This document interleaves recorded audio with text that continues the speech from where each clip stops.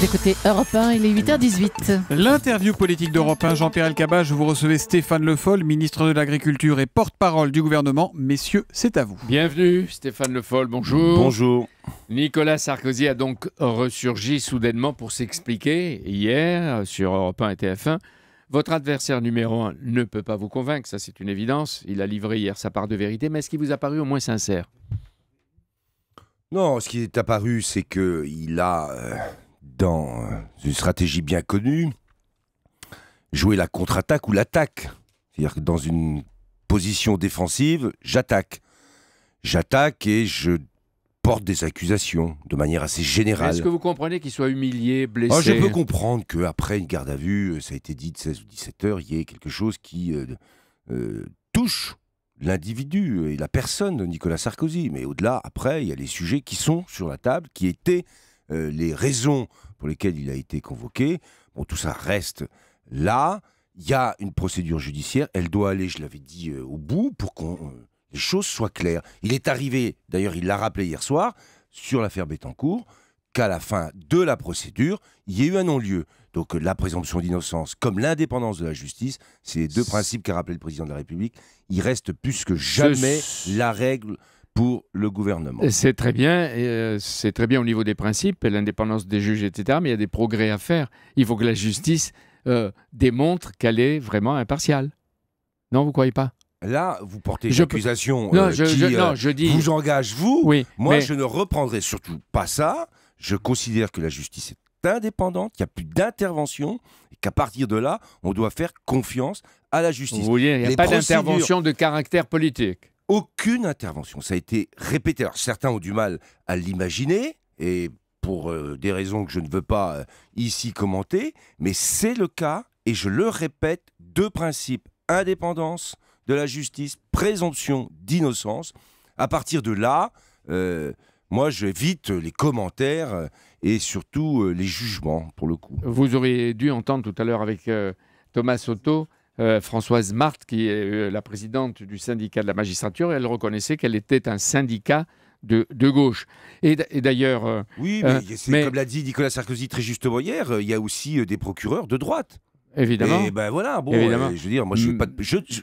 Il faut se garder, monsieur Elkabbach, se garder d'entrer dans ce type de débat. Parce qu'il y a aussi des journalistes de droite, il y a aussi des journalistes de gauche, et il y a le journalisme, et il y a l'information. Donc, surtout, et puis il y a des hommes politiques qui assument leurs convictions devant tout le monde. C'est mon cas, c'est le cas d'autres. Voilà, il faut qu'on en reste là. Il y a des institutions, il faut laisser ces institutions travailler. Et je rappelle d'ailleurs que toutes ces procédures qui sont aujourd'hui, la procédure de garde à vue, ce qui a pu aussi être le sujet des écoutes, tout ça, c'est des procédures et des règles législatives qui ont été prises bien avant.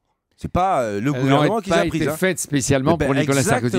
Mais je vous pose une question. Quelquefois par Nicolas Sarkozy. Les deux juges savaient qu'elle le mettrait en examen. Pourquoi avoir attendu 3 heures du matin? Simplement une indication. Est-ce qu'une garde à vue si longue était nécessaire? Est-ce qu'il était nécessaire de le transférer à Nanterre dans un quart de la police? Le principe que je vous évoquais tout à l'heure, c'est de laisser ces procédures judiciaires se faire et de réaffirmer l'indépendance de la justice. Je suis pas embarrassé. Stéphane Le Foll. Je ne porterai... Non, monsieur Elkabbach, soyons sérieux. Aucun jugement sur ce qui a été fait, parce que, par définition, je respecte et je souhaite que ça aille au bout et que la vérité, on la finisse par la connaître. Point. Mais si je commence moi-même, et je vous le répète, attention à faire des commentaires sur les juges, il y aurait des juges de gauche, il y aurait des juges de droite, il y aurait... C'est ce que vous dites. C'est ce que vous dites. Est-ce que ça c'est bien? Est-ce que ça c'est pas bien? Ce n'est pas à moi. Les procédures, mais elles sont définies. Que vous dites. Ce n'est pas à moi de faire quelques commentaires que ce soit. Et c'est une manière de vous adresser là-dessus d'une fermeté totale. C'est une totale. manière de vous adresser à certains de vos amis comme Bruno Leroux qui dit c'est une gravité exceptionnelle. Moi, je me demande comment tant d'affirmations quand on ne connaît pas le dossier, même nous. Quand on ne connaît pas le dossier, comment dire c'est grave, c'est pas grave. Et tiens d'ailleurs, vous n'avez pas dit ce matin, comme votre Premier ministre hier, ce sont des faits graves. Parce que là, on s'est dit, est-ce qu'il est informé depuis longtemps des charges contre Nicolas Sarkozy? Est-ce qu'il sait? Est-ce que vous reconnaissez, comme hier, M. Urvoas, hier, dans l'émission avec Nicolas Poincaré, que c'était une formule malheureuse ou pour le moins maladroite? Moi, je rappelle que le Premier ministre derrière a dit qu'il y avait la présomption d'innocence. S'il y a des faits qui peuvent être sur ce qu'on Les sait. accusations sont graves, les allégations sont graves, mais les faits, ça veut dire que je sais. Les accusations, ça ne préjuge en rien de ce que sera la décision de justice. L'enquête est en cours et à partir de là, il l'a rappelé d'ailleurs le Premier ministre, c'est la présomption d'innocence. Il l'a dit. Vous avez oublié de le dire.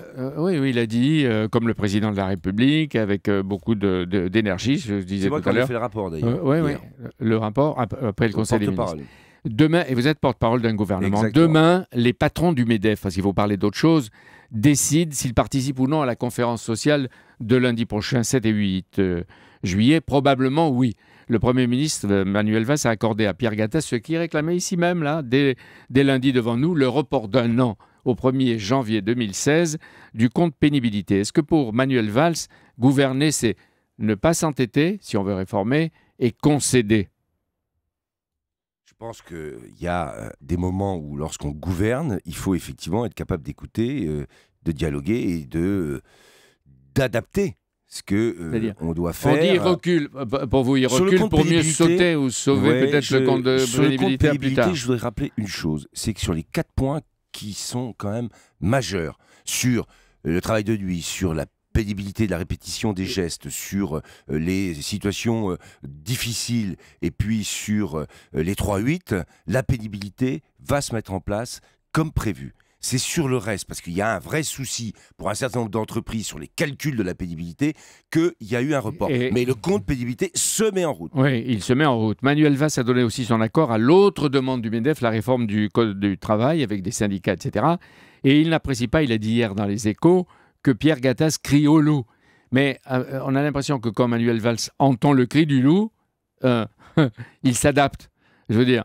je pense que Pierre Gattaz... il en fait trop le cri du loup, je ne sais pas, mais il en fait beaucoup trop. Et là, il manque à la responsabilité qui devrait être la sienne. On est dans une situation économique, on demande des efforts à tout le monde. On ne peut pas avoir des patrons qui n'arrêtent pas, comme ça, de faire de la surenchère. À trop concéder, à trop demander en même temps, est-ce que le Premier ministre risque pas un grand écart? Parce que vous voyez que les syndicats protestent. Et ils risquent à leur tour de dire on va boycotter cette conférence sociale. Les syndicats, je le dis, ont été jusqu'ici les partenaires qui assument une responsabilité en défendant l'intérêt des salariés. Il se trouve que de l'autre côté, du côté du patronat, on a certes un défenseur des intérêts des entreprises, mais qui n'a pas le niveau de la responsabilité, pourtant qui est nécessaire aujourd'hui pour notre pays. Stéphane Le Foll, vous avez obtenu un beau succès à l'Assemblée. Les frondeurs ont voté le correctif du budget. Les frondeurs ont fondu. Ils continuent à protester, mais apparemment, ils s'époumonnent pour finalement rentrer dans le rang. La réforme territoriale. Est-ce que vous êtes d'accord avec Didier Guillaume, qui préside le groupe PS au Sénat et qui pense que les élections régionales auront lieu l'an prochain sur la base d'une nouvelle carte des régions? Vous arriverez à lutter contre tant de conservatisme et d'opposition. Est-ce que la réforme, elle se fera? Et vous qui êtes un... Merci. Qui a commenté beaucoup la vie politique. Sur ces questions, le conservatisme, il existe. Et au Sénat, comme ailleurs d'ailleurs, mais au Sénat en particulier. Donc il faut arriver à le dépasser. Mais l'objectif, c'est, comme l'a dit Didier Guillaume, c'est aller au bout d'une réforme qui doit moderniser l'organisation territoriale de la France. Tout à l'heure, à propos de Nicolas Sarkozy, j'ai noté qu'il n'avait pas parlé d'acharnement ou de complot, mais qu'il avait dit qu'il y avait une instrumentalisation politique de la justice. Et longtemps, on a dit que vous étiez, vous, Stéphane Le Foll, à la tête d'un petit groupe, d'une cellule. Voilà, est-ce que c'est vrai? Remarquez, même si c'est vrai, vous me direz non. Mais c'est une plaisanterie. Mais c'est ahurissant. Ahurissant. Donc je ne vais même pas faire de commentaires.